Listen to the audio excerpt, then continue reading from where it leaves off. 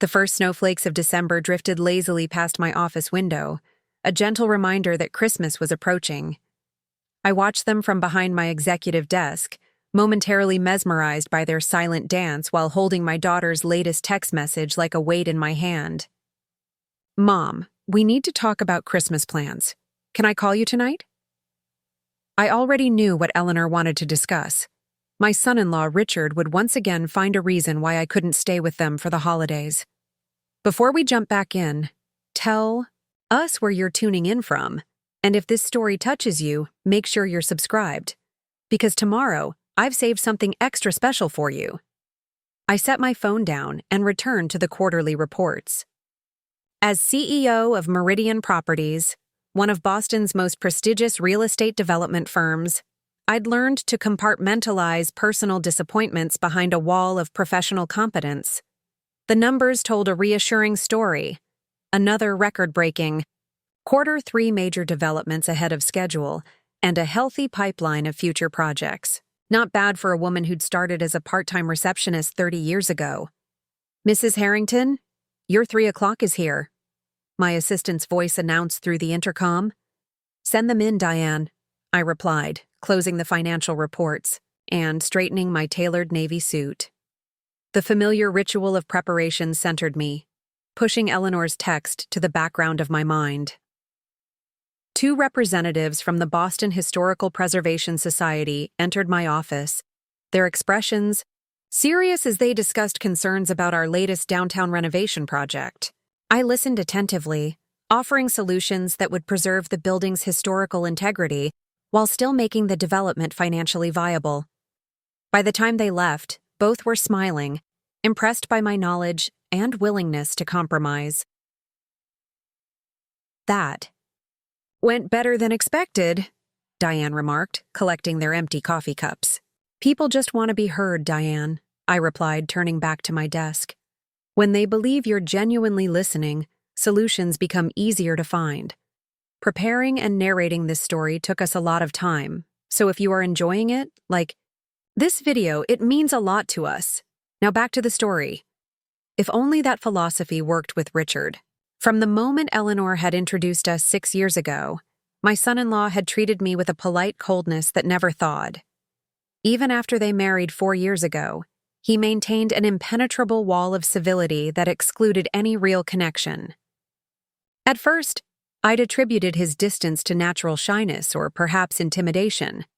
I knew my position as the head of a successful company could be overwhelming. But as the years passed, the distance remained, eventually manifesting in annual excuses about why I couldn't spend the holidays at their home. My phone buzzed again, a message from James, my COO and most trusted colleague. "Final review of the waterfront proposal? I have the updated projections you requested. Come on up," I texted back, grateful for the distraction.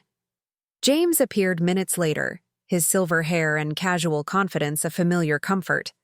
He'd been with Meridian almost as long as I had, joining shortly after my late husband Tom founded the company.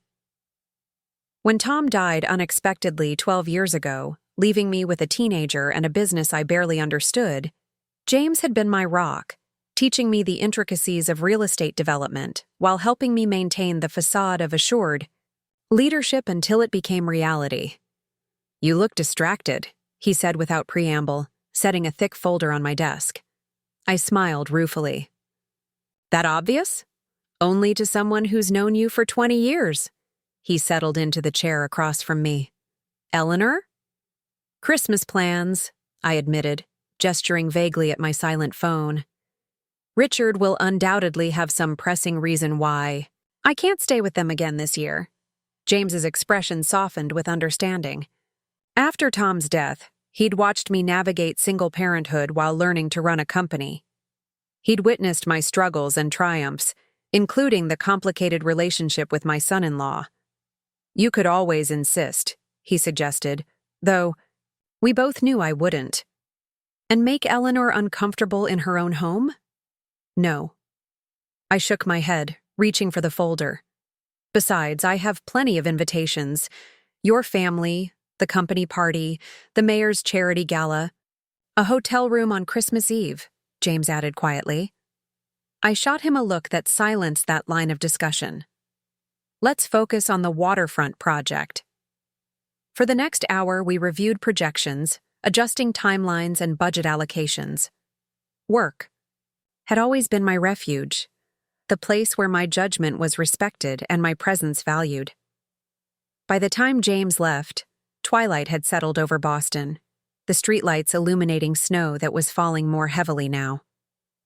I remained at my desk, watching the city transform into a winter wonderland while postponing my return to my empty penthouse. Since Eleanor had moved out for college 8 years ago, I'd thrown myself even more completely into Meridian. The company was my creation now, shaped by my vision after Tom's death, and its success filled much of the void left by my empty nest. But not all of it. My phone rang at precisely 7 o'clock. Eleanor, punctual as always. "Hi, Mom," her voice came through, warm but with an undercurrent of tension.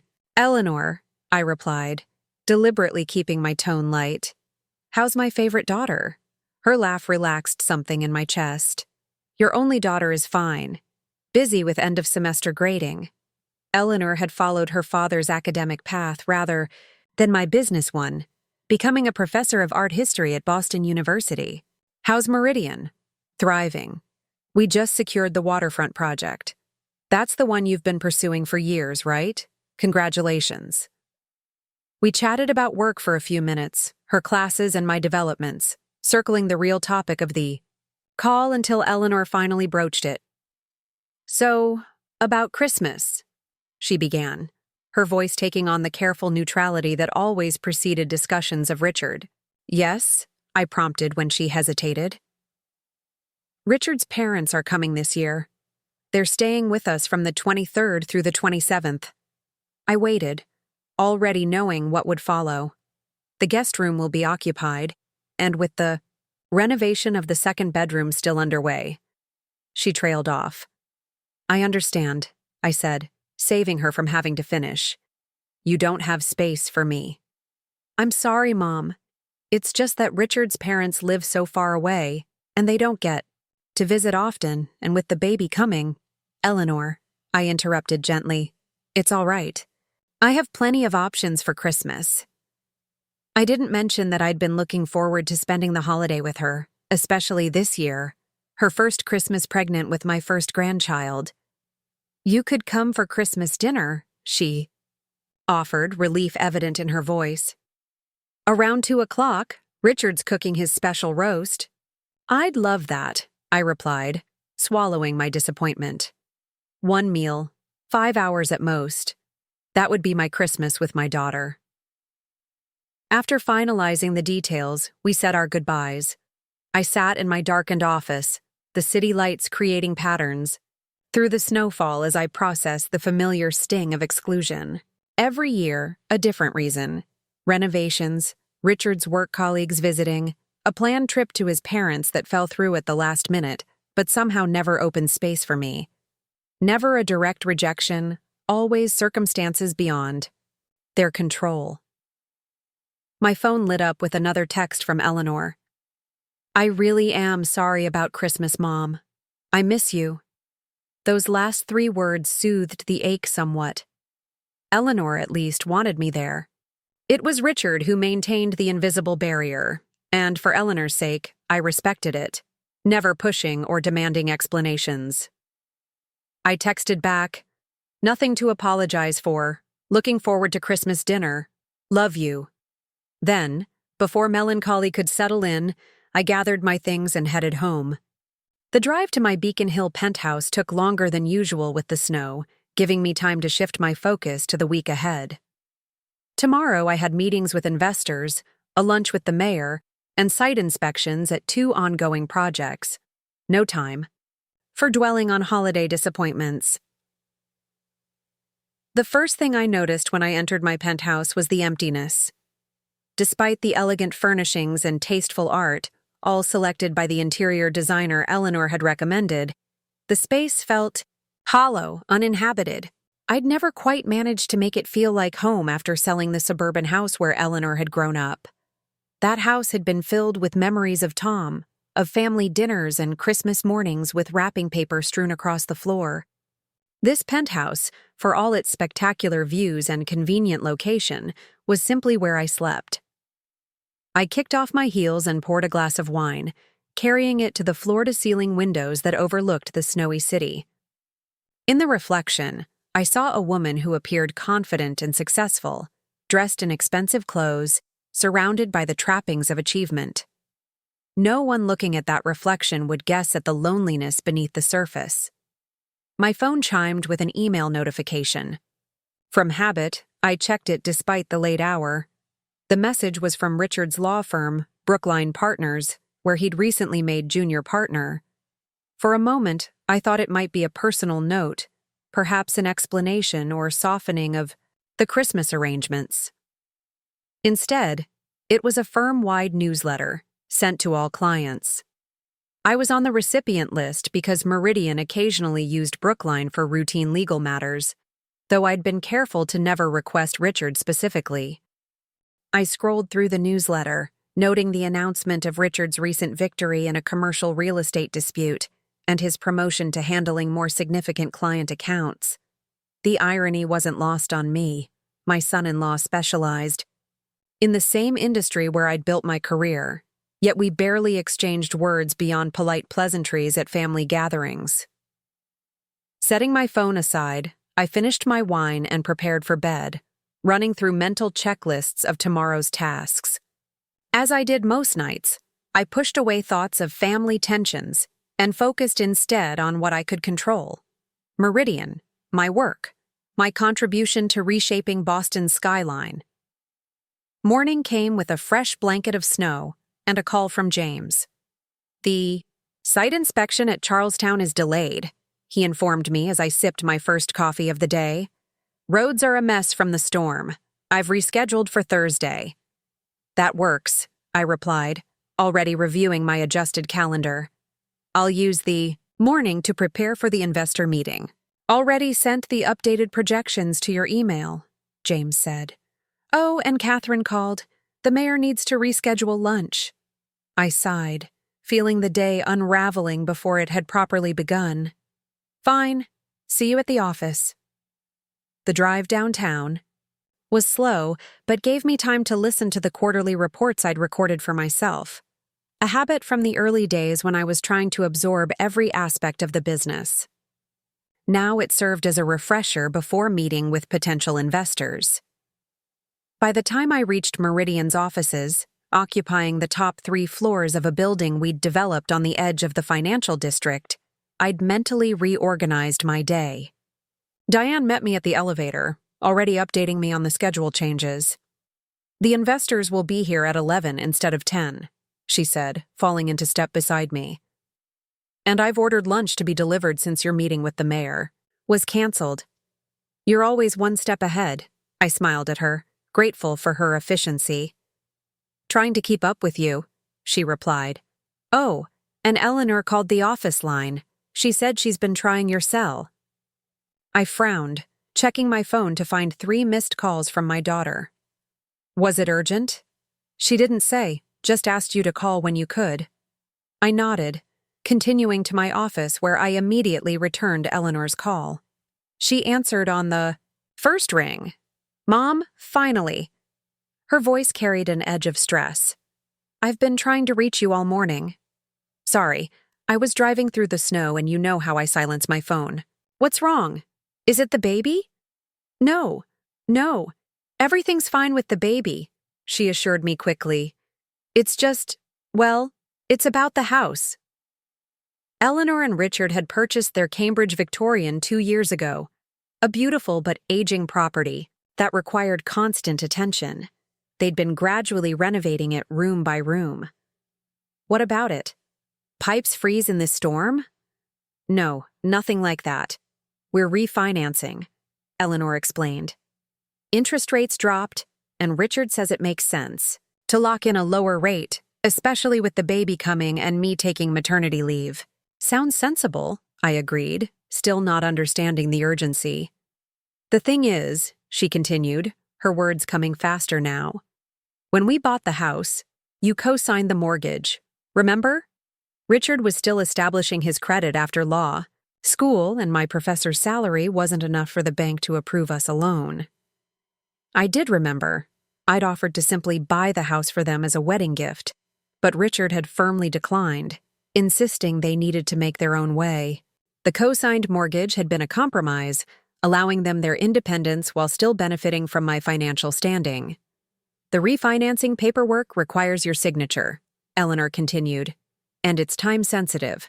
The rate lock expires at the end of the week, and with the holidays coming— I see, I said, beginning to understand where this was heading. You need me to sign something. Yes. Richard says it needs to be done in person at the bank.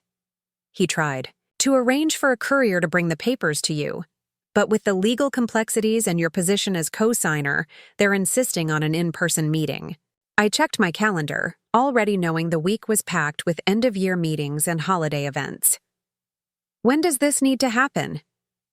Tomorrow, if possible, Eleanor replied, an apologetic note in her voice. The loan officer had a cancellation at 10 a.m. Tomorrow was my only morning without critical meetings, the time I'd planned to finish my Christmas shopping, including finding something special for Eleanor's baby, my future grandchild. I can make that work, I said after a brief hesitation. Really? Thank you, Mom. The relief in her voice was palpable. Richard will email you the details. The bank is in Cambridge, not far from our house. We chatted for another minute before ending the call. I sat at my desk, turning over the conversation in my mind. Co-signing their mortgage had been a significant financial commitment, one I'd made without hesitation because I wanted to help my daughter. Now they needed me again, but only for my signature, not my presence in their home for Christmas. The thought was uncharitable, and I pushed it away. This wasn't about me. It was about supporting Eleanor and her growing family, whatever form that support needed to take. The rest of the day passed in a blur of meetings and decisions. By evening, I had an email from Richard, the first direct communication from him in months. It contained the bank's address, the loan officer's name, and a list of documents I should bring. The tone was polite, professional, and entirely impersonal, as if I were just another business associate rather than family. I forwarded the email to Diane, asking her to clear my morning schedule and have the requested documents prepared. Then, I called James. Need a favor, I said when he answered. Can you handle the contractor meeting tomorrow morning? I have to sign some paperwork for Eleanor and Richard's refinancing. Of course, James replied without hesitation. Everything okay? Fine, I assured him, though we both recognized the slight tension in my voice. Just family business. Later that evening, as I was about to leave the office, my phone rang with an unfamiliar number. I almost let it go to voicemail, but something made me answer. Catherine Harrington speaking. Mrs. Harrington, this is Richard. My son-in-law's voice was as formal as his email. Eleanor mentioned she spoke with you about tomorrow's meeting at the bank. She did. I've arranged to be there. Good. Thank you. He paused, and I could hear papers shuffling in the background. I wanted to confirm you'll bring the necessary documentation. This refinance is significant for us. I have everything under control, Richard, I replied, keeping my tone professional to match his. I understand the importance of this to you and Eleanor. Another pause. About Christmas, he said finally, his voice stiffening further. Eleanor mentioned you were disappointed about the sleeping arrangements. I felt a flash of annoyance at having my private conversation with my daughter relayed to him. I assured Eleanor I completely understand. Your parents should absolutely stay with you. Yes, well, he cleared his throat. I just wanted to confirm you're still planning to join us for Christmas dinner. The question carried an odd note, almost as if he was hoping I'd decline. Of course, I said firmly. I wouldn't miss it. Good. Eleanor would be disappointed otherwise. Not we would be disappointed. Just Eleanor. After a few more strained exchanges about the bank meeting, we ended the call. I sat in my darkened office, snow still falling gently outside, and considered the complex dynamic with my son-in-law. From the beginning, he'd kept me at arm's length, as if my presence was a challenge to his position in Eleanor's life. I'd tried in countless small ways to bridge the gap, learning about his interests, respecting his boundaries, never criticizing or interfering, but nothing seemed to thaw his cool reserve. My phone chimed with a text from Eleanor. "Thanks for agreeing. To tomorrow's meeting, Richard says everything should be straightforward. Love you." I texted back a simple, "See you tomorrow," and gathered my things to head home. As I drove through the snowy streets, I thought about the contrast between my professional and personal lives. At Meridian, I commanded respect, made decisions that shaped the city's future, and earned the loyalty of hundreds of employees. Yet in my relationship with Richard, I was constantly on the back foot, carefully navigating his unspoken boundaries and accepting exclusion from my daughter's home at the most family-oriented time of year. Tomorrow I would sign papers guaranteeing millions of dollars for a home where I wasn't welcome to spend Christmas night. The irony was almost perfect. Morning brought clearer skies but frigid temperatures. I dressed carefully in a burgundy suit that projected authority while remaining appropriate for a family matter, gathered the documents Diane had prepared, and headed to Cambridge for the bank meeting. The loan officer, a young woman named Jessica, Winters greeted me with obvious recognition when I arrived at Cambridge Trust. "Mrs. Harrington, it's an honor to meet you," she said, extending her hand. "Your work on the seaport revitalization was brilliant. I studied it during my urban planning courses." I smiled, accustomed to such reactions in Boston's business community. "Thank you. Always nice to meet someone who appreciates good development." She led me to a conference room where Richard was already waiting, dressed in a perfectly tailored suit, his expression professionally neutral. He stood when I entered, extending his hand as if greeting a client rather than his mother-in-law. "Catherine, thank you for coming on short notice." "Of course," I replied, matching his formality while accepting his handshake. "Anything for Eleanor." A flicker of something, annoyance, acknowledgement, crossed his face before he resumed his composed expression. Eleanor wanted to be here, but she had an early class she couldn't reschedule. Jessica arranged the paperwork between us, explaining the terms of the refinancing. As I reviewed the documents, I noted that the new interest rate would indeed save them considerable money each month. Richard had made a sound financial decision. "And here we've listed the property's current appraised value," Jessica continued, pointing to a figure that caught my attention. The house had appreciated significantly in just 2 years, partly due to the renovations they'd completed and partly due to the neighborhood's rising popularity, a trend I'd predicted when they were house hunting. "Impressive increase," I remarked, looking at Richard. "Your kitchen renovation must have made a substantial difference." He nodded stiffly. "The contractor you recommended did excellent work." It was the closest thing to a compliment he'd offered in months. I'd suggested a contractor who had worked on several Meridian projects, knowing his quality and reliability. Richard had accepted the recommendation reluctantly, clearly uncomfortable with taking anything that might be perceived as charity or interference. We proceeded through the paperwork methodically, my years of experience with real estate contracts, making the process efficient. Jessica seemed impressed by my quick understanding and relevant questions. Richard, I noticed, kept checking his watch. "Late for something?" I asked during a brief pause while Jessica stepped out to make copies. "Court appearance at 11:30, he replied, straightening his already immaculate tie.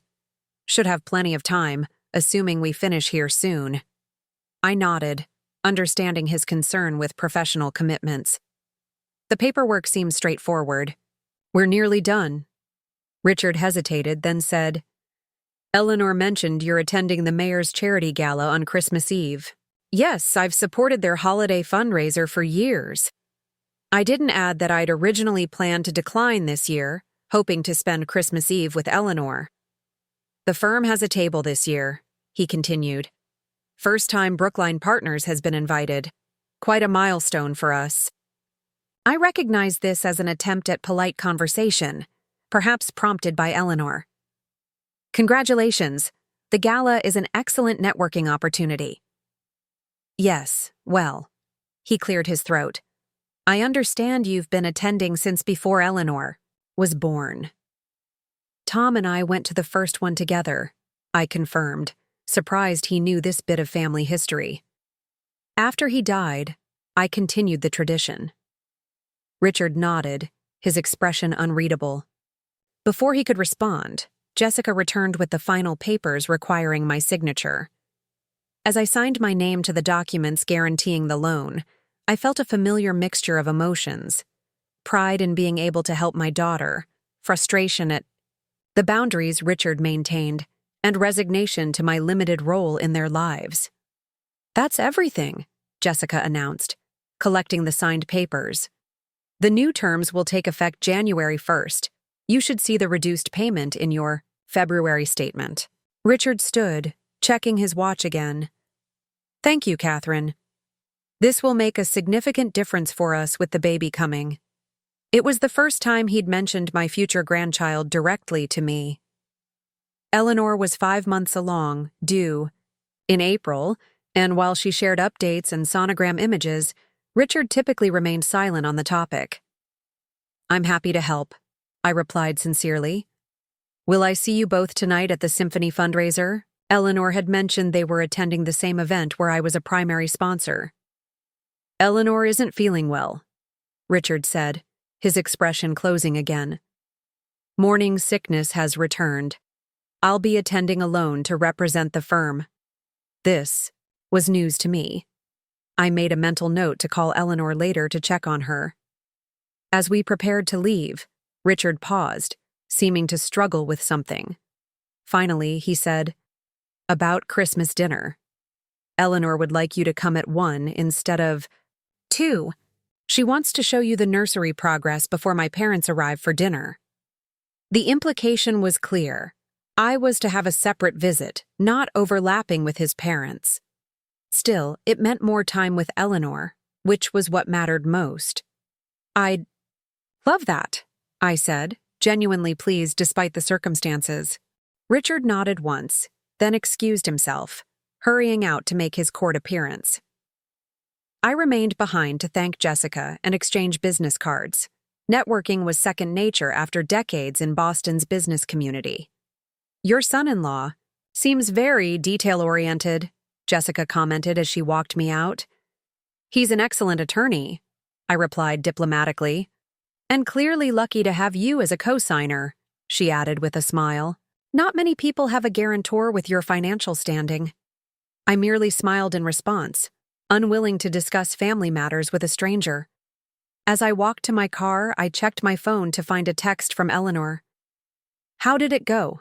Sorry I couldn't. Be there, all signed, I texted back. Richard mentioned you're not feeling well? Need anything? Her reply came quickly.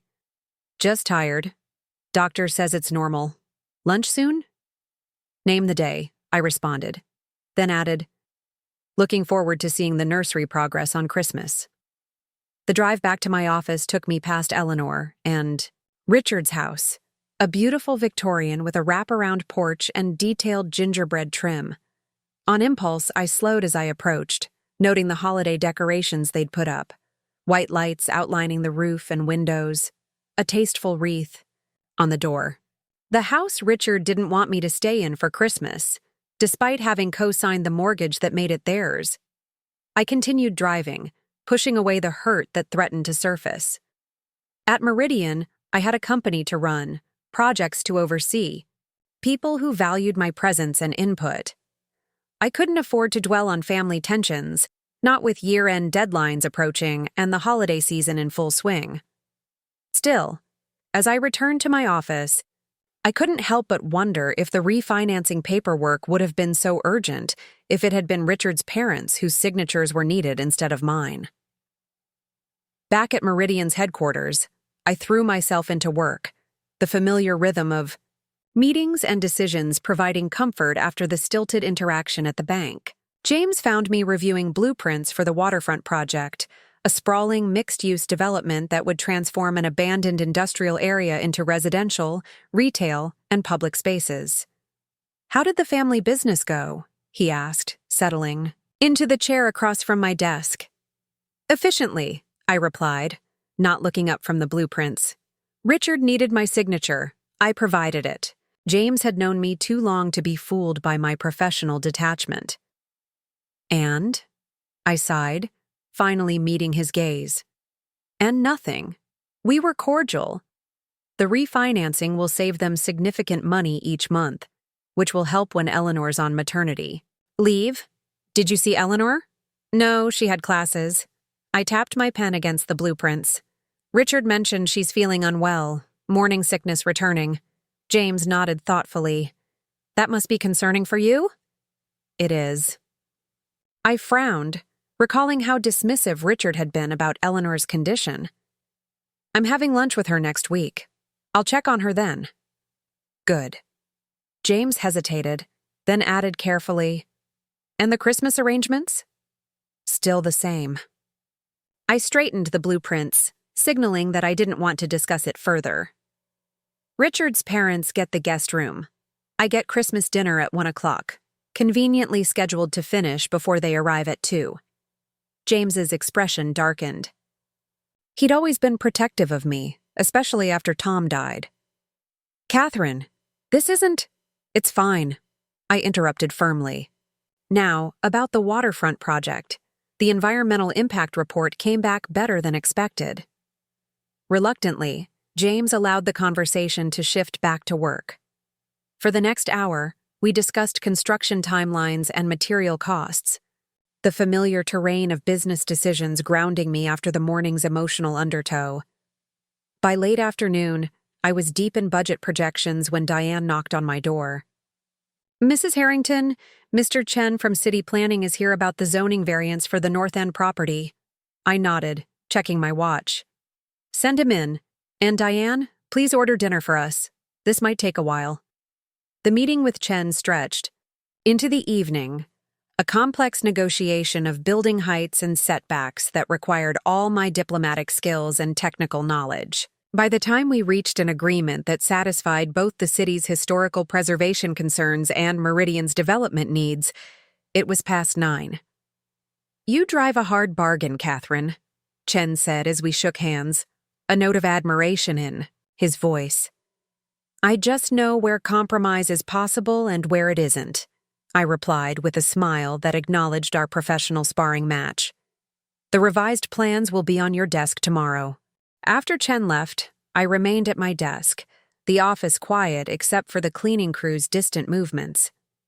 My phone showed 3 missed calls from the Symphony fundraiser organizers, undoubtedly confirming my attendance at tonight's event. I'd need to go home and change quickly. As I gathered my things, my phone rang with Eleanor's ringtone. I answered immediately. "Eleanor, how are you feeling?"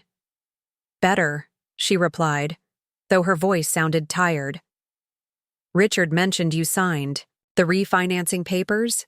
Thank you." "Of course." I moved to the windows, watching the city lights flicker on against the darkening sky. "Are you sure you're all right?" "Richard said the morning sickness has returned." "It's not that bad," she assured me. "Just more tired than usual. Dr. Wilson says it's normal with the second trimester, especially since I'm still working full-time." I hesitated, then asked carefully, "Would it help if I came by this weekend? I could bring soup from that deli you love. Maybe help with some of the nursery organization." Eleanor's pause was telling. "I'd love that, Mom, but Richard has case. Files spread throughout the house. He's preparing for a big trial after the holidays and needs space to concentrate. Another barrier. Another excuse." I swallowed my disappointment. "I understand. Let me know when would work better." "Definitely," she promised, then changed the subject. "Are you going to the Symphony fundraiser tonight? Richard just left for it." "Yes, I'm heading home to change now. I didn't mention that I was a major donor and had helped organize the event. Facts that Richard undoubtedly knew but would never acknowledge. He was excited about it, Eleanor said. The firm considers it a big deal to have a table this year. I made an affirmative noise, not trusting myself to comment on Brookline Partners' belated entrance into Boston's philanthropy circle. Meridian had been a presenting sponsor of the event for over a decade.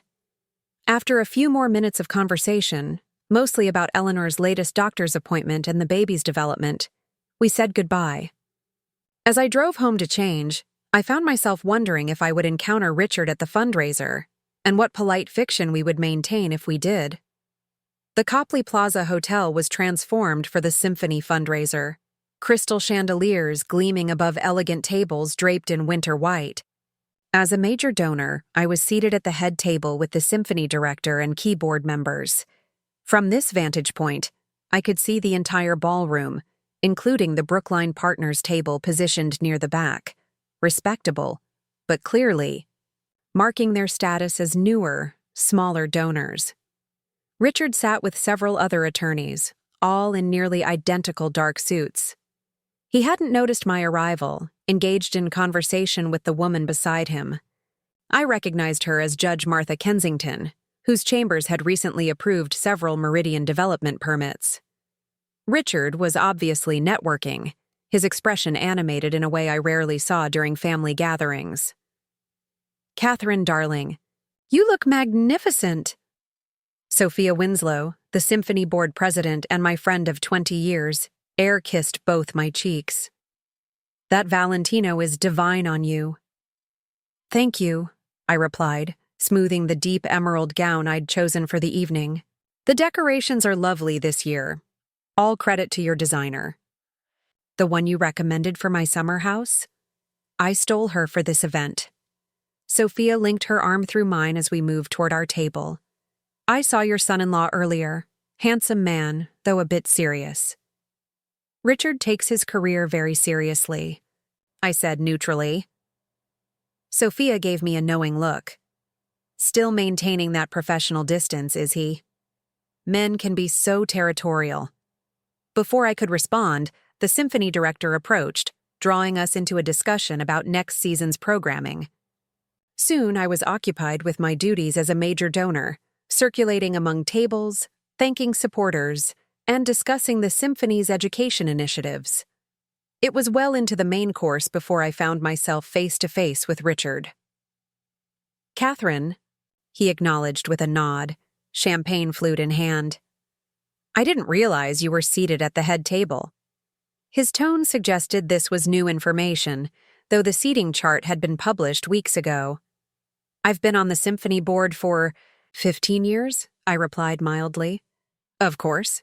His gaze shifted to a point over my shoulder, clearly searching for a graceful exit. "Eleanor asked me to thank you again for this morning." "How is she feeling tonight?"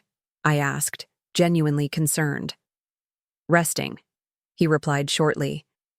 "Judge Kensington was just telling me about her recent ruling on the Pemberton case. Fascinating precedent." The dismissal was clear. I smiled politely. "Don't let me interrupt. The Pemberton case has significant implications for commercial zoning." Richard's eyes narrowed slightly at my familiarity with the case, which Meridian had been following closely for its potential impact on several of our projects. Before he could respond, Sophia reappeared at my elbow. "Catherine, the mayor just arrived. He's asking for you." She acknowledged Richard with a brief nod. "Mr. Morrison, isn't it? Your firm's contribution this year is much appreciated." "Morrison Hayes," Richard corrected stiffly. "Richard Morrison Hayes." "Of course," Sophia said smoothly, though we both knew she hadn't forgotten. Sophia forgot nothing, especially not the names of people connected to her friends. "Catherine, the mayor?" Grateful for the extraction, I excused myself. As we walked away, Sophia muttered, "Territorial and pretentious. Poor Eleanor." "Sophia?" I chided softly. "He's Eleanor's husband and the father of my grandchild." "And he still makes you spend Christmas Eve alone," she countered. Don't think I've forgotten last year's gala when you left early to sit in an empty penthouse with takeout.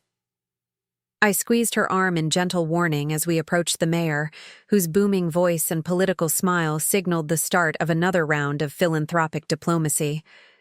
The rest of the evening passed in a blur of speeches, musical performances, and the auction of donated items. Meridian had contributed a weekend at our company's luxury Cape Cod property, which fetched an impressive sum. From across the room, I occasionally caught glimpses of Richard, moving with increasing confidence among Boston's elite as the evening progressed. It was past midnight when I finally returned home, feet aching from hours in heels, mind replaying disconnected fragments of the night. Richard networking with judges and city officials who knew me well. The slight widening of his eyes when my name was announced among the event's top donors. The careful distance he maintained, never approaching my table again after our brief encounter. As I removed my jewelry and prepared for bed, my phone chimed with a text from Eleanor. "How was the fundraiser? Richard's not home yet." I hesitated, then replied truthfully, "Successful. Raised over $2 million for the youth orchestra program. Your husband seemed to be making valuable connections." "Good," she texted back. "He's been anxious about representing the firm well. First major event as junior partner." I didn't respond that Richard needn't have worried, that being married to the daughter of Catherine Harrington automatically opened doors in Boston, whether he acknowledged it or not. Instead, I simply wished her good night and set my phone aside. Sleep eluded me, my mind cycling through the day's contrasts, signing for millions to guarantee their home in the morning, being carefully avoided by Richard in the evening. Co-signer of their mortgage, investor in their future, yet not welcome to spend Christmas night under their roof. The next morning brought a series of urgent emails about a subcontractor issue at the waterfront project. I was on site by 7, steel-toed boots replacing last night's designer heels as I walked through the massive construction area with the project manager. The support beams were delivered with incorrect specifications, he explained, pointing to the massive steel components. "We caught it before installation, but it's going to delay the eastern section by at least 2 weeks." I examined the documentation, already calculating the ripple effects on the project timeline. "Contact our lawyers." The contract clearly specified the requirements, and get me alternatives for expedited replacement. For the next several hours, I was immersed in the concrete problems of construction, materials, schedules, legal obligations. These were challenges I understood, issues with clear solutions and definitive outcomes. Unlike family dynamics, building problems could be solved with the right resources and decisions. By afternoon, the crisis was contained, though it would require close monitoring in the coming weeks.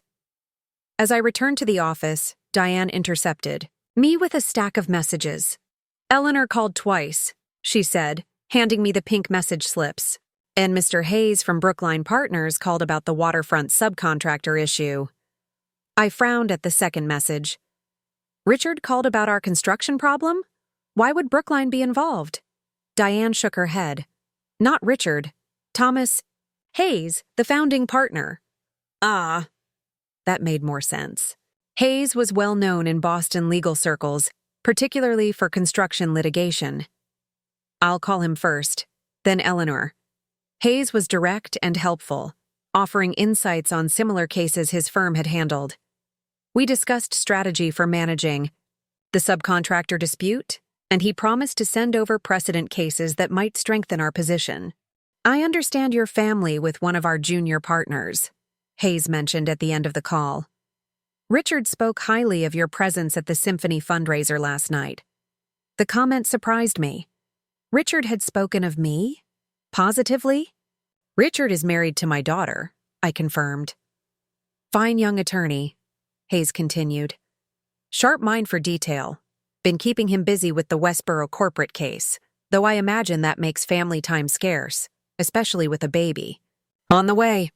This casual insight into Richard's work life, something he never discussed with me, was oddly unsettling.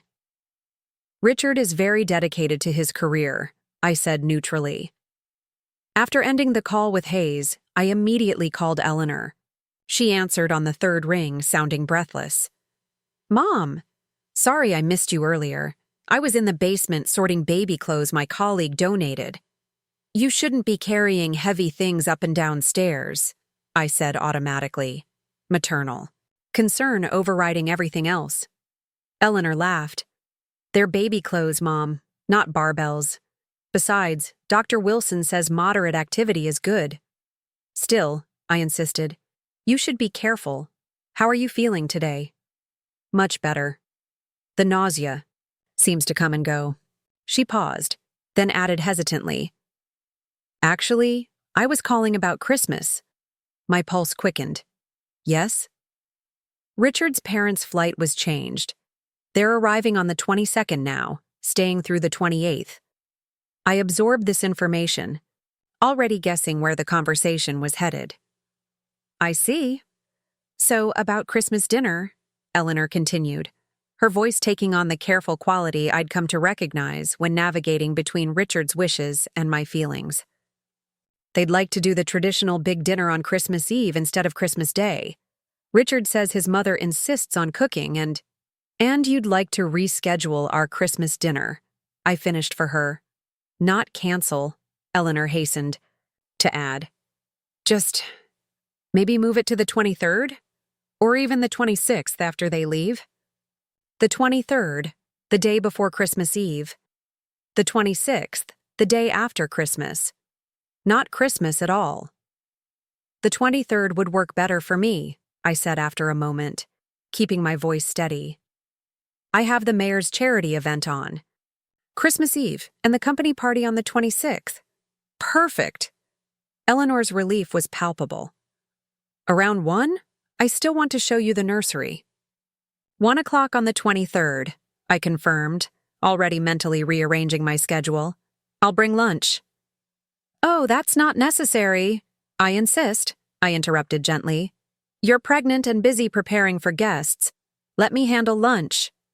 After a brief hesitation, Eleanor agreed.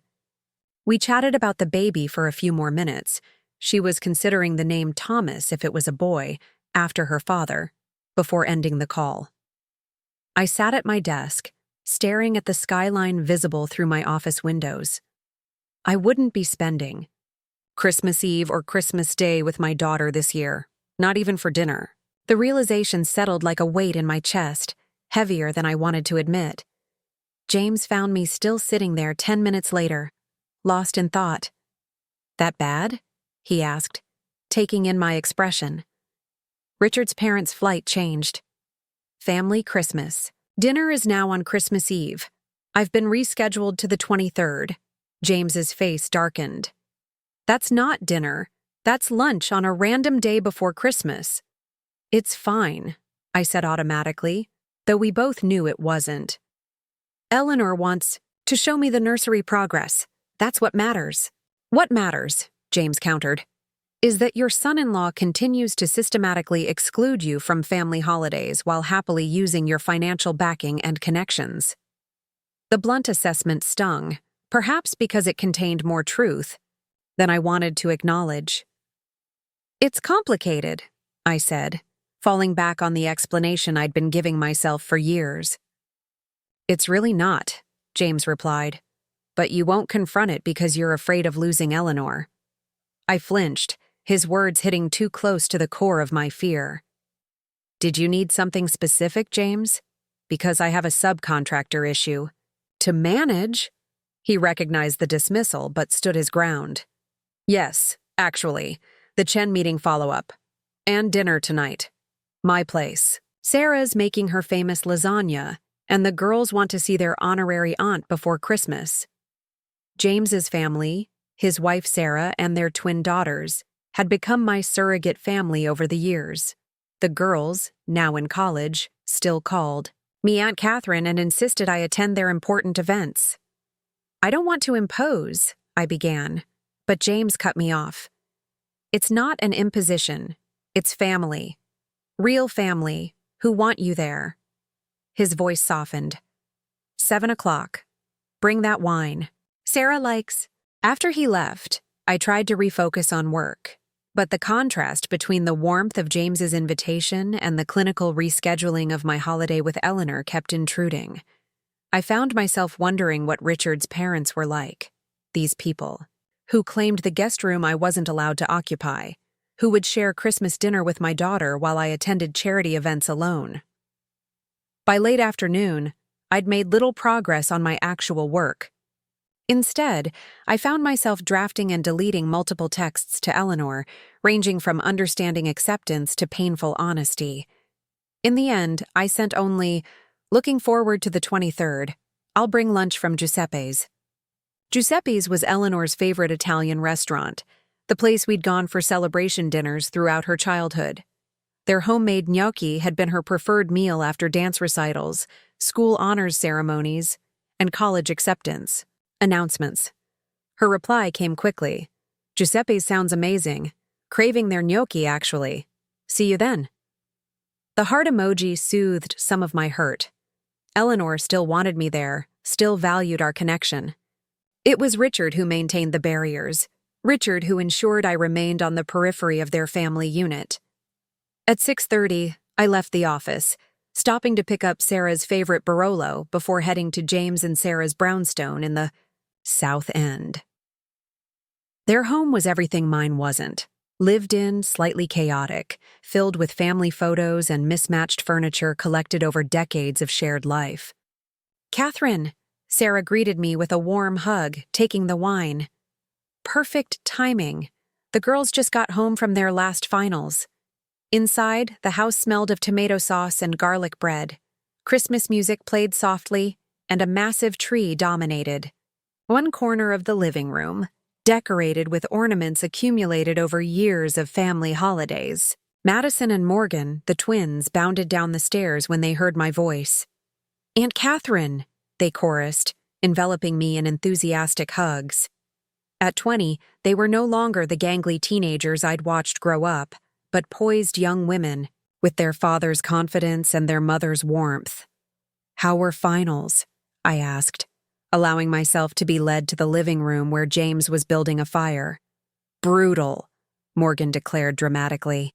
"But I crushed my economics exam, thanks to your advice about following real estate markets. And I didn't fail organic chemistry," Madison added proudly, which, considering how the semester started, is basically a miracle. For the next hour, I was immersed in their world. College classes, roommate dramas, internship applications. They wanted my opinion on everything from career choices to whether certain boots were professional enough for interviews. It was easy, this family interaction, free from the careful navigation my relationship with Richard required. During dinner, Sarah asked about my holiday plans. I began my well-rehearsed explanation about Eleanor and Richard's space limitations when Morgan interrupted. "Wait, your son-in-law won't let you stay for Christmas? Even though you co-signed their mortgage? That's messed up." "Morgan," Sarah chided, though her expression suggested agreement. "What?" "It is," Morgan insisted. "If Grandma helped me buy a house, she'd get the master bedroom for holidays, not some random hotel." I smiled at her outraged loyalty. "It's not quite that simple." "It kind of is," Madison joined in. "Remember last summer when their air conditioning broke during that heat wave? Aunt Catherine arranged emergency service on a Sunday and paid for it. But she can't stay for Christmas?" "Girls," James intervened, "Catherine has made her peace with the arrangement." "Have I?" The question slipped out before I could stop it, surprising me as much as them. "I mean, yes, of course. Eleanor's happiness is what matters." But the twins had caught my momentary crack in composure. They exchanged looks before Madison said gently, "It's okay to be hurt, Aunt Catherine. Anyone would be." Something about her simple permission, so different from the polite fiction I maintained in business circles, broke through my careful control. To my horror, I felt tears welling. "Excuse me," I murmured, rising quickly. "Just need a moment." "In?" The guest bathroom, I splashed cold water on my face, forcing the tears back with practiced discipline. I was Catherine Harrington, CEO of Meridian Properties. I didn't break down at dinner tables over family slights. I adapted, compensated, moved forward. A soft knock at the door was followed by Sarah's voice. "Catherine, may I come in?" I opened, the door composed once more. "I'm fine. Just tired from a long day." Sarah's kind eyes saw through the lie. "You're not fine, and you shouldn't have to be." "What choice do I have?" I asked, the question more vulnerable than I'd intended. "You could tell Eleanor how you feel," Sarah suggested. "Really tell her, not the diplomatic version you've been offering for years." I shook my head. "And put her in the middle between her mother and her husband?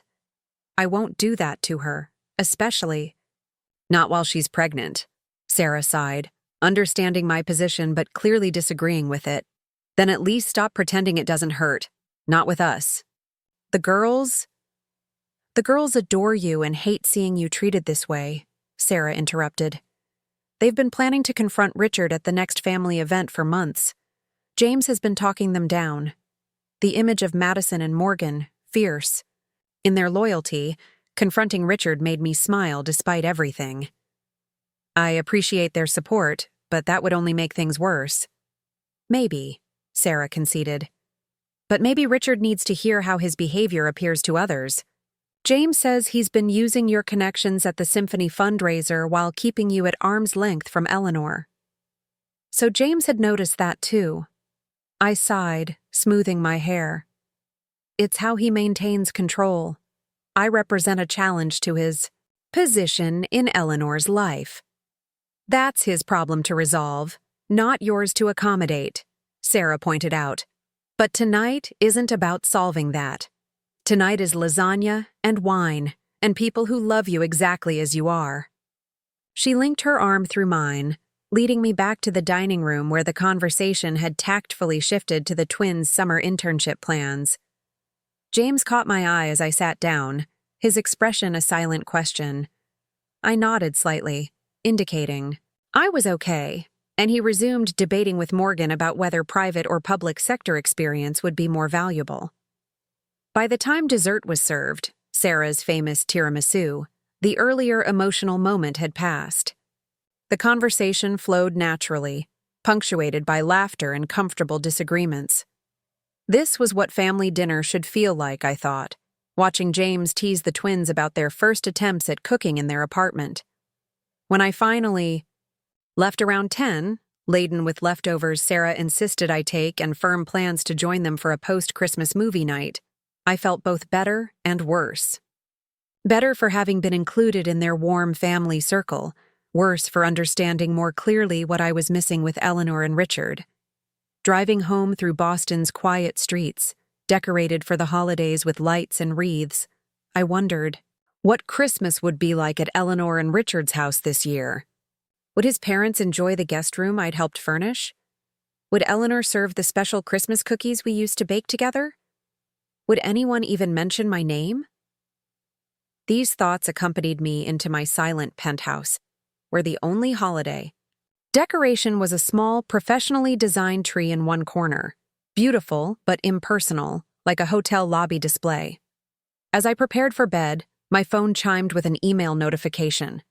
Checking it automatically, I was surprised to see a message from Richard's law firm, specifically from Thomas Hayes, the founding partner I'd spoken with earlier. The email was brief and professional, thanking me for my time on the phone regarding the subcontractor issue and suggesting we meet after the holidays to discuss potential collaboration between Meridian and Brookline partners on future development projects. Hayes mentioned Richard's connection, noting that family business relationships could be mutually beneficial. The irony was almost too perfect. Richard's firm wanted to leverage our family connection for business opportunities, while Richard himself ensured I remained a peripheral figure in their personal lives. I set the phone aside without replying. That email was a problem for another day. Tonight I needed sleep before tomorrow's packed schedule of meetings and site visits. The waterfront project wouldn't build itself, and unlike my family situation, it was something I could control, shape, and perfect through careful management and strategic decisions. If only relationships could be engineered with the same precision as buildings. The week before Christmas brought Boston its first major snowstorm of the season. I watched from my office as fat flakes swirled past the windows, gradually obscuring the city skyline. Weather alerts pinged on my phone, predicting up to 18 inches by morning. The waterfront site is securing equipment now, James reported, entering my office with 2 coffee mugs. He handed me one and took the chair opposite my desk. The foundation team won't be able to continue until after the storm passes. What about the seaport project? I asked, accepting the coffee gratefully. Already shut down. Too exposed to the harbor winds. He sipped his coffee, watching the worsening storm. You should head home soon. Roads will be impassable by rush hour. I nodded absently, my mind already calculating delays and adjustments to construction schedules. These December storms always complicated our timelines, but they were a predictable part of Boston development. Have Diane send out the storm protocol, reminder to all sites, and make sure the security teams have what they need for overnight. James nodded, then added casually, Sarah wants to know if you're still coming for dinner on the 27th. The girls are making that chocolate soufflé. You like? Wouldn't miss it, I replied with genuine warmth. The post-Christmas gathering with James's family had become a tradition, a bright spot after the holiday itself. Good. He hesitated, then asked, Have you heard from Eleanor? Is their power still on? I frowned, setting down my coffee. What? Do you mean? What's wrong with their power? James's expression shifted to concern. You haven't talked to her today? Cambridge started having outages around noon. Several neighborhoods lost power when trees took down lines. I immediately reached for my phone, alarmed that I hadn't heard about this from Eleanor directly. No messages or missed calls. I dialed her number, anxiety mounting with each unanswered ring before it went to voicemail. She's not answering, I said, already pulling up my email to check for messages there. Try the house line, James suggested. Cell towers might be affected. The landline at Eleanor and Richard's house rang without answer. My concern deepened. Eleanor was 5 months pregnant in a potentially powerless house during a major snowstorm. I'm going over there, I announced, standing and gathering my coat and purse. James looked skeptical. Catherine, the roads are already dangerous. Emergency vehicles only in Cambridge, according to the alerts. I have 4-wheel drive and experience driving in worse conditions, I countered, already texting Diane to cancel my remaining meetings. She's pregnant, James. What if their heat is out? What if she's alone? Richard will be there, James pointed out, though his tone lacked conviction. Richard was at the courthouse when the storm intensified, I replied, remembering the information from Hayes during our call yesterday. He might not have made it home before roads closed. James recognized the determination in my voice and changed tactics. At least let me drive you. My SUV has better clearance than your Lexus. I hesitated, calculating risks and time. Fine. Meet me in the garage in 10 minutes. I need to grab the emergency kit from my office closet. While James went to prepare the vehicle, I quickly packed a duffel bag with essentials from the emergency supplies I kept at Meridian. Flashlights, batteries, portable chargers, shelf-stable food, first aid supplies, and thermal blankets.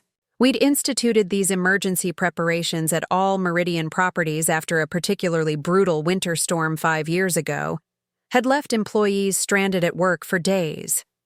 I also grabbed my overnight bag, another habit from years of unpredictable development emergencies, which contained a change of clothes, toiletries, and basic medications.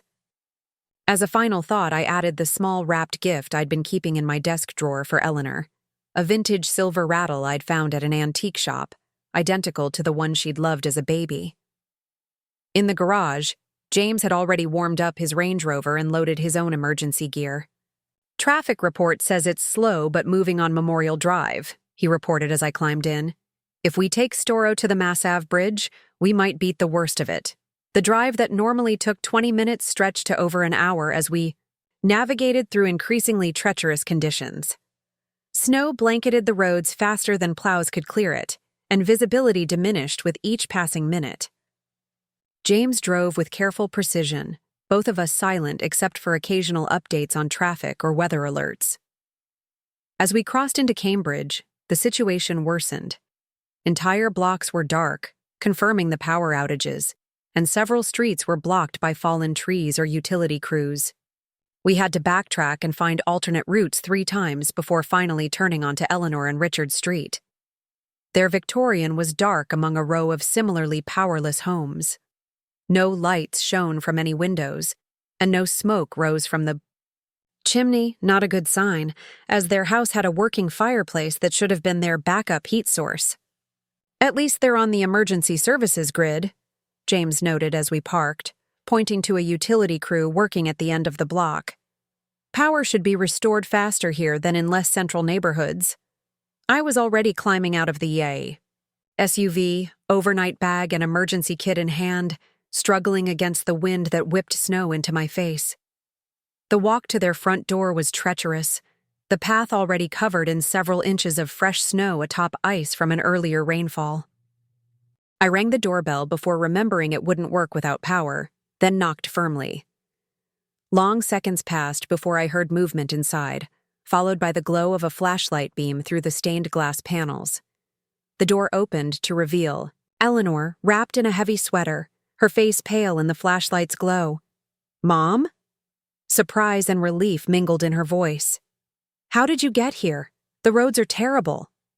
"James drove me," I explained, stepping inside where it was only marginally warmer than outside. "I was worried when you didn't answer your phone. The power's been out for hours?" Eleanor nodded, leading me into the living room where a meager fire struggled in the fireplace. "Since 1 o'clock, my phone died, and I can't find the car charger. Richard has it, I think." She looked past me to where James stood in the doorway. "Thank you for bringing her. Please come in, it's freezing out there." "I should get back before the roads completely close," James replied, handing me a small backpack. "Extra batteries and the satellite phone if cell service goes down completely. Call me when you're ready to leave." I thanked him quietly, knowing we both understood I wouldn't be leaving Eleanor alone during the storm. After promising to text when he arrived safely home, James departed, leaving me with my daughter in the gradually darkening house. "Where's Richard?" I asked, setting down my bags and immediately moving to the fireplace to assess the situation. "Court ran late. Then he went straight to the firm's holiday reception downtown," Eleanor explained, huddling near the weak flames. "He texted that he's staying at the Marriott near the office tonight. The T stopped running, and no cabs are available." I carefully kept my expression neutral, though internally I was shocked. Richard had left his pregnant wife alone during a major snowstorm and power outage to attend a holiday reception. "Well, I'm here now," I said, kneeling to rearrange the logs in the fireplace. "And I've brought supplies. First priority is getting this fire properly built. The chimney is clean." "Yes, Richard had it inspected last month," Eleanor confirmed.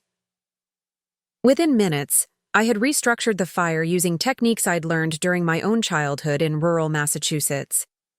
The flames grew stronger, casting a warm glow throughout the living room.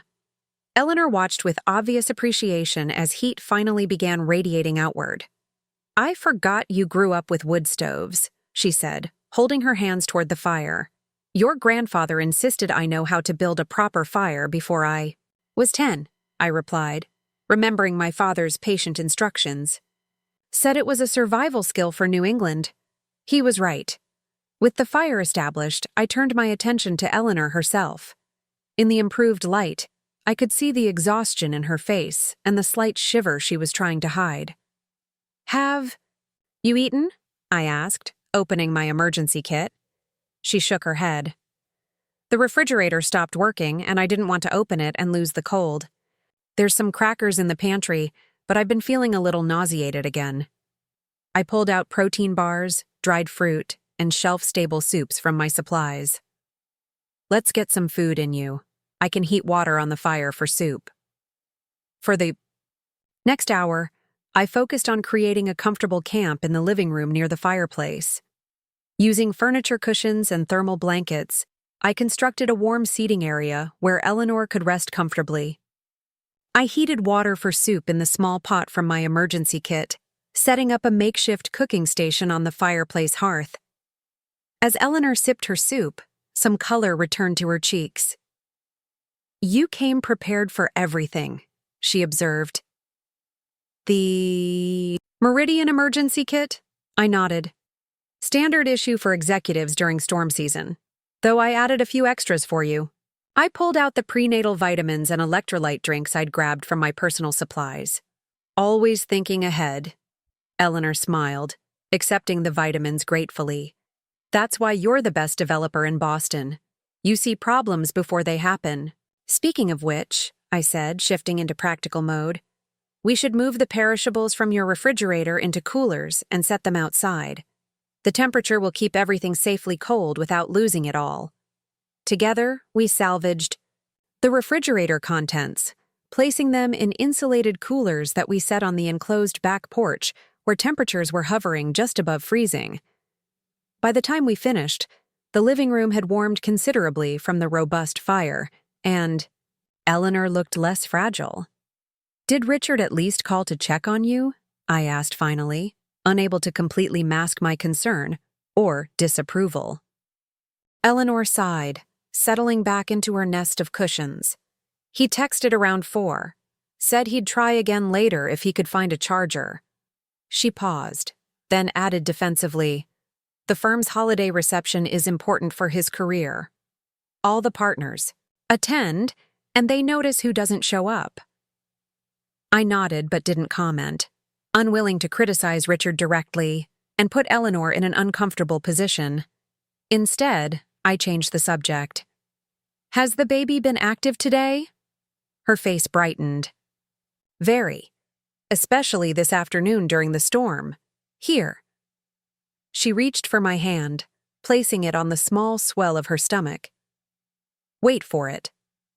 A moment later, I felt it. The lightest flutter of movement beneath my palm. My first tangible connection with my grandchild. Despite everything, tears sprang to my eyes. "That's amazing," I whispered, overwhelmed by the moment. "I know," Eleanor agreed, her own eyes glistening. "Every time it happens, I still can't believe it. There's a person in there, a tiny person who's half me and half Richard." The mention of Richard brought me back to reality. I withdrew my hand reluctantly and stood. "We should check the rest of the house, make sure pipes aren't in danger of freezing." For the next half hour, we moved through the darkened rooms with flashlights, checking windows and insulation around water pipes. I showed Eleanor how to leave faucets dripping slightly to prevent freezing, and advised which interior doors to close or open to best distribute the limited heat from the fireplace. As we worked, I found myself cataloging details of their home: Richard's law books arranged by subject in his office, Eleanor's art history texts scattered more haphazardly in the study they shared, family photos displayed throughout, including several of Eleanor and me from her childhood, but notably few recent ones. The house reflected their personality blend, Eleanor's warmth tempered by Richard's precision. "I haven't shown you the nursery progress," Eleanor remembered as we finished securing the upstairs. "It's not much yet, but we've painted and assembled the crib." She led me to the room that would become my grandchild's first home. Even in the limited flashlight beam, I could see they'd chosen a soft sage green for the walls, neither traditionally pink nor blue. The crib, a beautiful cherrywood piece I recognized from the baby store catalog Eleanor had shown me months ago, stood centered on one wall. "It's perfect," I said sincerely. "Peaceful and warm." "We're still deciding on a theme," Eleanor explained, running her hand along the crib rail. "Richard likes the idea of vintage airplanes, but I'm leaning toward woodland animals, gender neutral either way." I nodded, picturing both options. Either would be lovely. The important thing is the love that will fill this room. Eleanor's eyes met mine in the dim light. I hope I'm a good mother, she said quietly. Like you were. Are. The simple statement caught me off guard, emotion tightening my throat. Oh, Eleanor, you'll be wonderful. You already are, caring for this little one before they're even born. I hesitated, then added, and I'll be here to help however you need me. I know, she replied, reaching for my hand. I've always known that.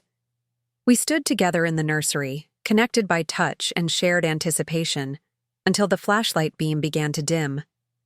We should conserve the batteries, I said, guiding us back toward the stairs. And you need to rest near the fire. Back in the living room, I rebuilt the fire while Eleanor arranged blankets and cushions.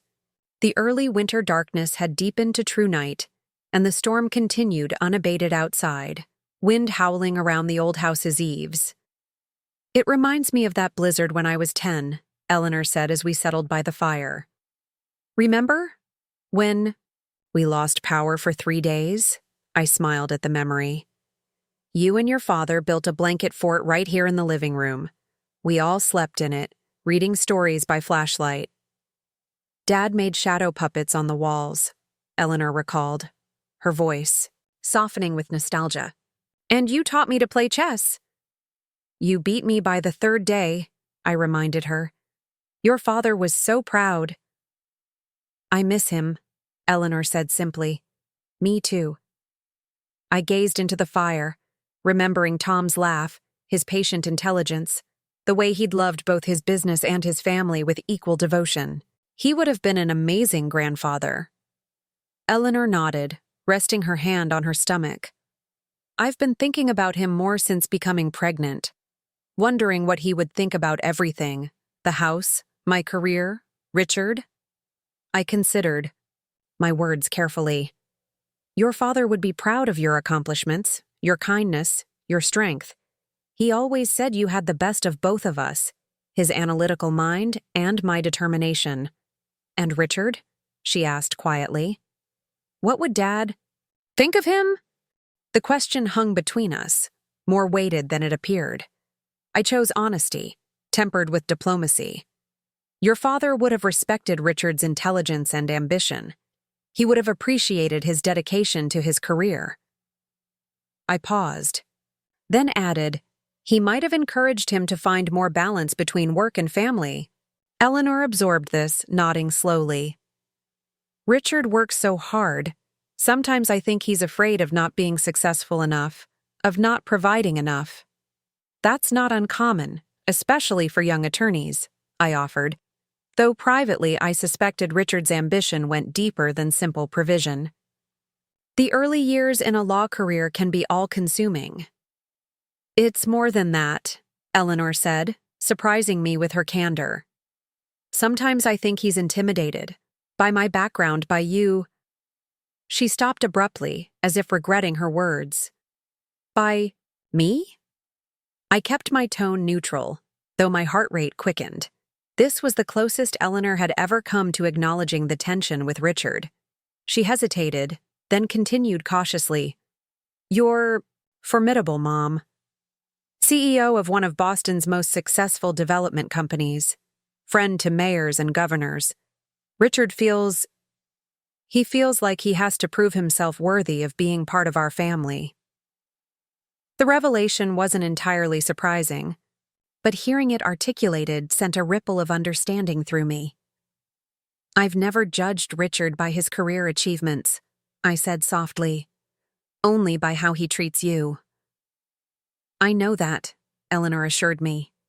But Richard, his family is different. His father measures worth by professional success and connections. Nothing was ever good enough growing up.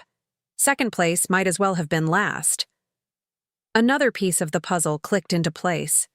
Richard's parents, who occupied the guest room each Christmas, had shaped him into the ambitious, status-conscious man who now kept me at arm's length. I wish he'd talk to me, I said carefully. I might understand more than he thinks. Eleanor gave me a sad smile. Richard doesn't talk about feelings much, not even with me sometimes. The admission hung in the air between us, weighted with unspoken concerns. Before I could respond, Eleanor's phone chimed, apparently not entirely dead as she'd thought. "It's Richard," she said, checking the message. "He's asking if I'm okay, if I need anything." She glanced up, adding, "He doesn't know you're here." I nodded, unsurprised. "Tell him you're fine, that you have food, fire, and company." Eleanor hesitated, her thumb hovering over the keyboard. "He'll ask who's with me."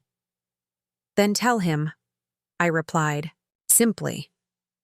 "I'm not hiding my presence," she typed quickly, then set the phone aside. "He'll probably call when he sees that." We both knew she was right. Less than a minute later, her phone rang.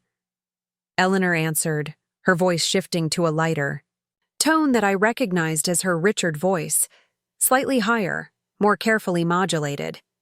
"Hi, honey. Yes, I'm fine. Mom came over with emergency supplies. Yes, in the storm. James drove her. No, the roads were still passable then, but they're saying it's emergency vehicles only now." She glanced at me, a flicker of discomfort crossing her face. "She's staying tonight, obviously. No one should be driving in this." I pretended to be occupied with the fire, giving Eleanor privacy while still catching fragments of Richard's side from the phone's volume. Could have called me first." "Handling it fine." "Didn't need to." "Supposed to meet Hayes for breakfast." Eleanor's posture had stiffened. "Richard, it's a blizzard. The power is out. I'm pregnant. Mom was worried when she couldn't reach me." A pause. "No, that's not what I'm saying." Another pause, longer. "That's not fair. You're the one who went to the reception instead of coming home." I deliberately made noise arranging logs in the fireplace, giving Eleanor the illusion of privacy while my heart ached for her evident distress. After a few more exchanges, she ended the call, her expression troubled. "Everything all right?" I asked. Keeping my tone casual, Eleanor sighed, setting her phone down with deliberate care. "Richard's concerned about the weather. He thinks maybe he should try to make it home tonight after all." We both knew that wasn't the real issue, but I played along. "That would be dangerous. The roads are closed for good reason." "That's what I told him." She rubbed her temples, a gesture she'd inherited from her father. "He'll stay at the Marriott. He's having breakfast with Thomas Hayes in the morning to discuss a potential promotion." I nodded, absorbing this information while stoking the fire. The founding partner taking a personal interest is significant. Richard must be doing impressive work. "He is," Eleanor said, a note of pride returning to her voice. "Hayes mentioned the possibility of early partnership track if this new corporate case goes well." "That would be quite an achievement," I acknowledged.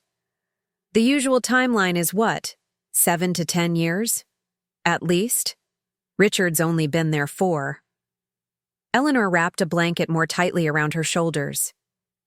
"It would mean longer hours for a but afterwards, more flexibility, more financial security for the baby."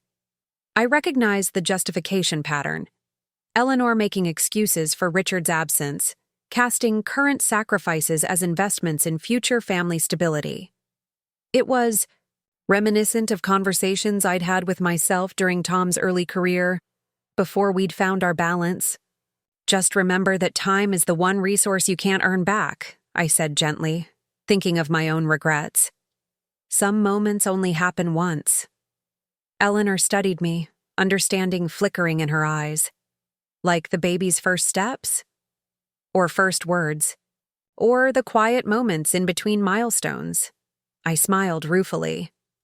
"I missed too many of those, chasing the next development deal after your father died, trying to prove I could succeed on my own." "You did succeed," Eleanor pointed out. "Brilliantly." "Yes, but at a cost." There were school events I should have attended, conversations we should have had. I met her gaze directly. I don't want Richard to have those same regrets someday. Eleanor was quiet for a long moment. He means well, Mom. He really does.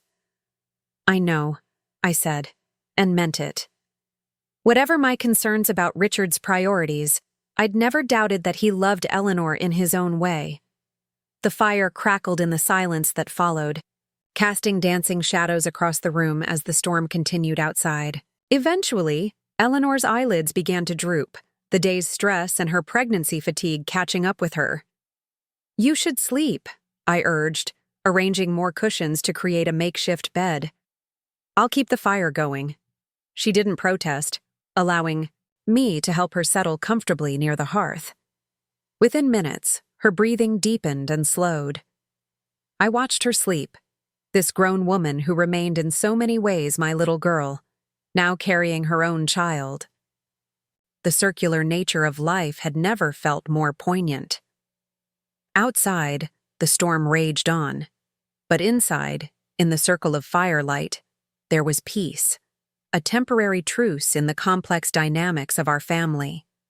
Tomorrow would bring its own challenges, including Richard's return and the inevitable negotiation of boundaries.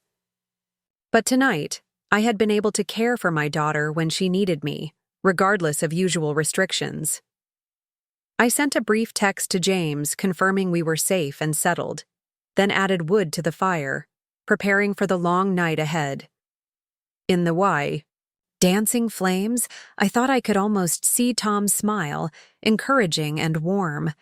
He had always believed that love would find a way through any difficulty, that family bonds were resilient enough to weather any storm, literal or metaphorical. For the first time in months, I allowed myself to hope he might be right.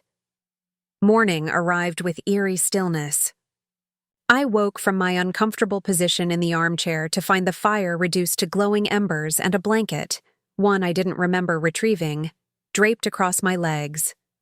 Eleanor was still asleep on her makeshift bed, her face peaceful in the soft gray light filtering through the windows.